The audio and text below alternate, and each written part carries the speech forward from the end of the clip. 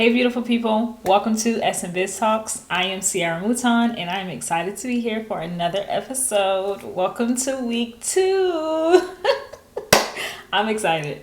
It is week 2 of SMBT, so if you are new here, welcome. We are excited to have you. I want you to subscribe. I want you to like this video, and I also want you to check out my other videos that I have posted. But even if you are new here, and if you are not new here, you already know what time it is. It's time to talk. I'm ready to talk. I want y'all to be ready to talk. Drop some little notes and comments in the comment section. Let me know that we are talking. And let me know what y'all drinking for this episode. Today, I want y'all to guess what I'm drinking. Today I am actually drinking some water. A beautiful glass of water because I'm thirsty and I need to be hydrated. So welcome to today's episode. We are going to be talking about influencers versus entrepreneurs. What's the difference when it comes to what they do, when it comes to business, when it comes to legalities? What is it and why does it seem like they are being used interchangeably? And can they be used interchangeably? Let's talk about it. So what is an entrepreneur? An entrepreneur is someone who starts a business to make a profit from selling their own product or service. It could be something that they wholesale. You know, that part is actually irrelevant to the status of entrepreneurship. But that's the gist of what an entrepreneur is. So someone who has a clothing boutique, someone who has a lawn service, a lawyer providing legal services. That's an entrepreneur. Now, an influencer is someone who uses their social status, like their status from social media, their digital presence, to influence their followers to consider certain products or services or to purchase certain products or services. So the LTK thing, like click the going to the people's link in their bios, the LTK thing, they are making so much money from that. But that's what an influencer does. They basically use their status to promote other companies' brands and products, whereas an entrepreneur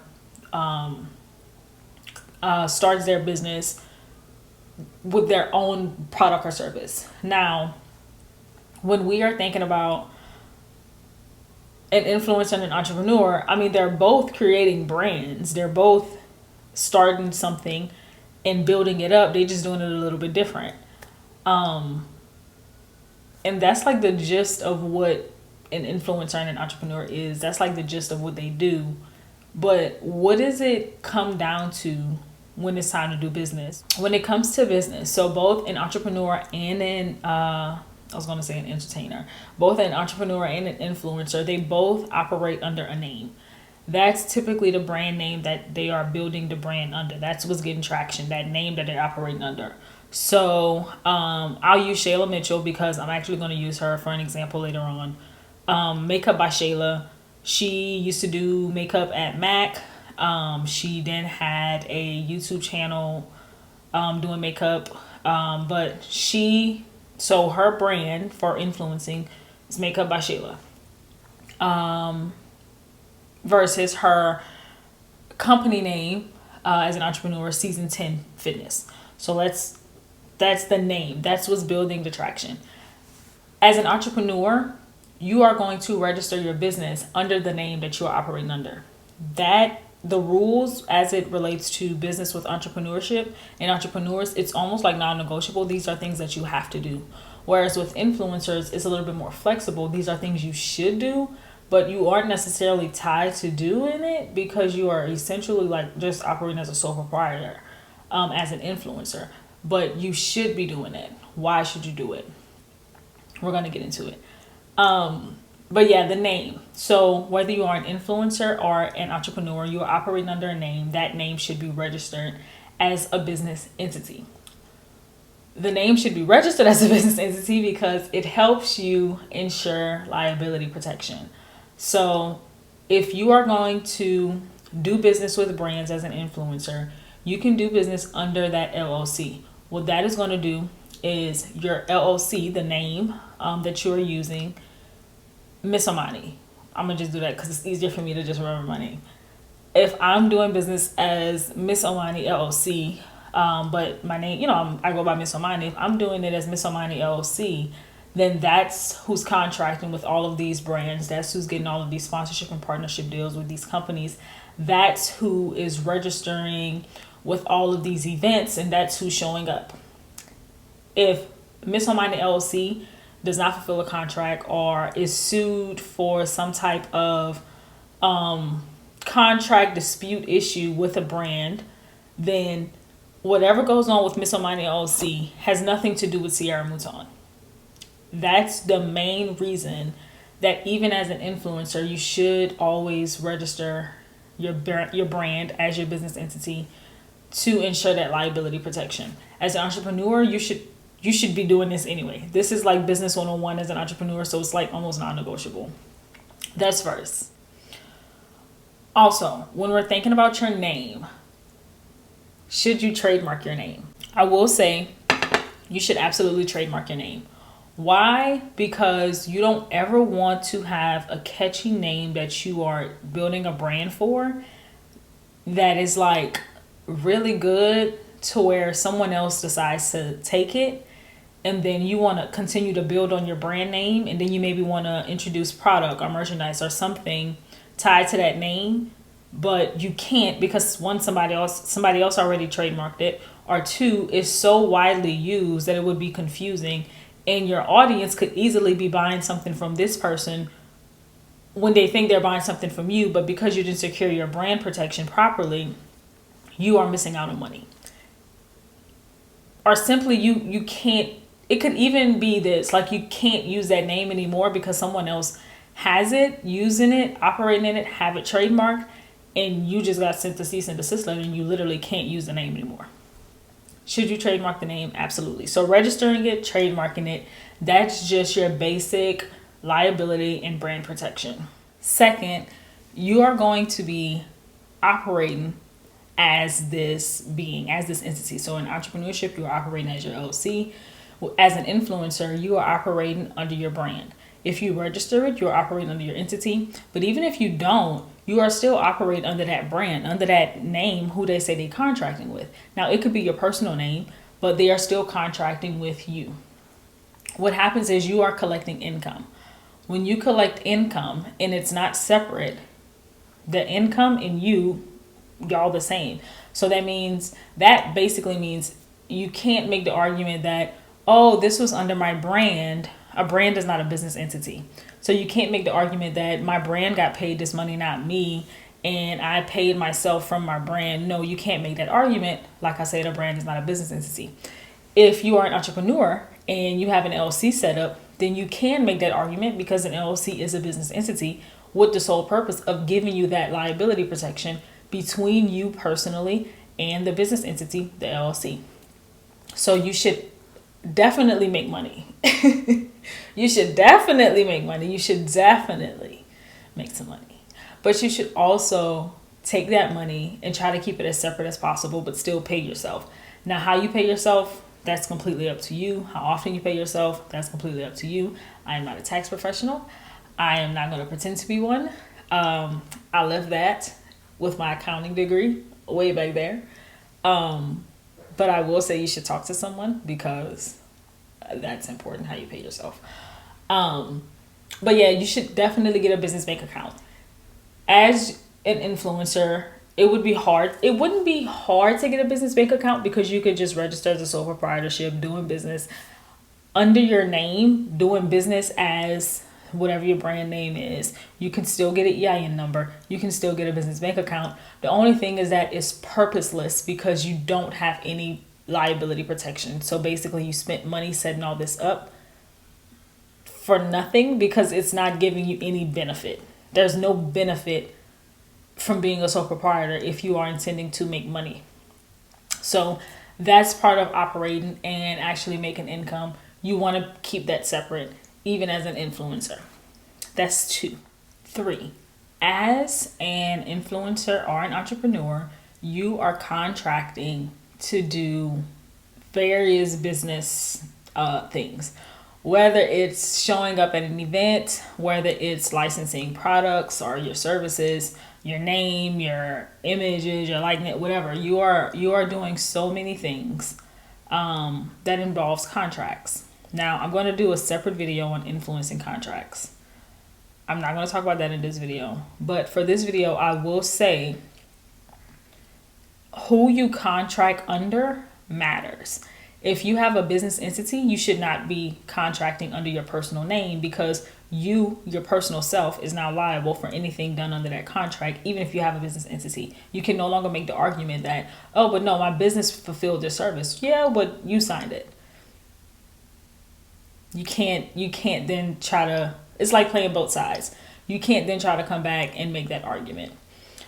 So as an influencer, when you are contracting in your personal name, your brand and your personal self is the same thing. So there's no sense of protection. Why, as an influencer, you should have any sense of protection? So as an influencer, the goal is to transition from influencing other people's brands, other people's products, other people's services, into hopefully doing your own brand, your own product, your own service. Because then that's when you can actually technically become an entrepreneur rather than an influencer. I'm not saying one is better than the other. There are some people that are making more than any entrepreneur can think to make, and there are some entrepreneurs making more than anybody can think to make, period. But there's limitations with solely influencing that entrepreneurship can give you a lot of freedom with. And so if you want to scale as an influencer, then doing those business-like aspects, registering your brand name, operating under your brand name rather than just under you personally, creating that liability protection for yourself as an influencer. Yes, my name is Sierra. I influence. I really don't. this is an example. Yes, my name is Sierra Mouton. I influence as Miss Omani. But even though I influence as Miss Omani, my name is Sierra Mouton. I influence as Miss Omani. Miss Omani is a registered business entity. It's an LLC. So any brand deal, any brand partnership, sponsorship, contract, event, anything that I do as it relates to my brand is going to be done under my LLC. I now have liability separation. So what Miss Omani LLC has going on is separate from Sierra Mouton personally. So then that means that I can create a business bank account for Miss Omani LLC. All of my influencing money can go in that.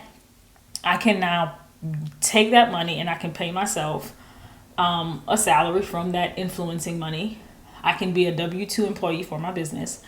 But even more so, I can take the money from that. I can take the money from that company, pay myself, and then invest in a separate company, like where I could actually start an entrepreneurship type venture. Like I can take my money and start my own company, launch my own product, my own service. So going back to Shayla Mitchell, she was, like I said, a YouTuber. She did a lot of makeup content, a lot of like how I do my makeup to this day. I got from like watching Shayla's videos.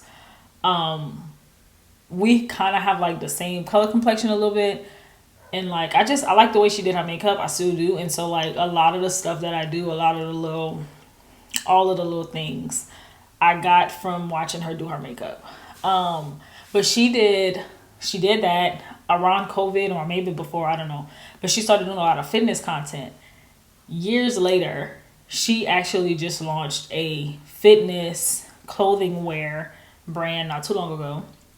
That's her company.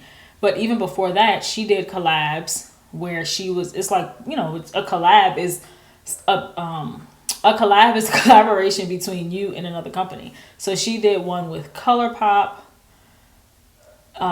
Dose of Colors, and maybe some other people. I don't know. But I know for sure she did it with those two. The thing is, if you're going to be an influencer, there's a way to do it that could put you in a position to scale and grow in such a way that running a business later on won't be new to you. It'll be like second nature. You want it to be second nature to you because as an influencer, you look at Jackie, you look at a lot of these women that started off, and men that started off influencing, and then they literally took their NIL, their name, image, and likeness, because yes, it is not only for athletes. You know, we all have name, image, and likeness. They took their NIL and they made profitable 6-7 figure companies out of them. Who wouldn't want to do that? I follow a lot of influencers. One, I mean, I like seeing the stuff. I like knowing what's out there. I like seeing the new stuff. I like going to smell the perfumes. I like trying to make up. You know, I'm interested in it. But I also like following their journey because it's like you really started off here and now you're all the way over there. But I also seen how you did so and so in the middle. Like I said with Shayla, she did the makeup on YouTube. She did a lot of fitness content for a while. She did a makeup collab, but now she just launched her own fitness clothing company. The marketing before the actual marketing for the business just is so fire. It makes so much sense. Jackie, she did that with perfume. She would be on her channel trying so many perfumes. She then launched her own perfume. It's so many examples that you can go through. It just makes sense. So I love following them, not only for the products, but for their journey. I love it. It's inspiring to me, and I'm not an influencer. But I like it. I also follow a lot of attorneys who are influencers and attorneys. And these attorneys, with the information I'm telling y'all, these attorneys, every attorney that I know that's an influencer and an attorney, they have their brand that they influence under is a registered entity and is trademarked. So seeing these attorneys who are operating in both spaces, they provide services either on their own in their own firm or at another firm or in some other capacity where they provide legal services, and they influence. But how they operate it, seeing how they do it, it's like, well, wait, let me talk about that with some people. I talked about this in my internship a good bit because it was like, is that the way that should go? Like, does that, like, logically, does that make more sense? And it's all about protecting you, but then it's also about scaling and growing. And so it's great to be one or the other. It's great to be an influencer. It's great to be an entrepreneur. They're both securing the bag. There's a way to make the money with both of them. The thing about it is not essentially which one you're doing. It's about how you're doing it. And so I think the best thing to do is not make it a versus. It's about making it a collab. It's about merging. If you are an influencer, it's about merging both aspects of influencing and entrepreneurship and bringing them together to yield you the best results, longevity wise, scaling wise, growing wise. Why? Because you don't need to become what you already are. Show up as that every single day. You want to be a badass boss ass entrepreneur and you currently influencing, then start. Just start. You already making money, so just start. Do it today. That's all I have for today. I want to thank y'all for stopping by and talking with me. I want to thank God for giving us the space to talk. I want y'all to let me know what y'all think. Let me know what y'all want to talk about. Let me know what y'all want to hear. And thank y'all, and talk soon. Cheers.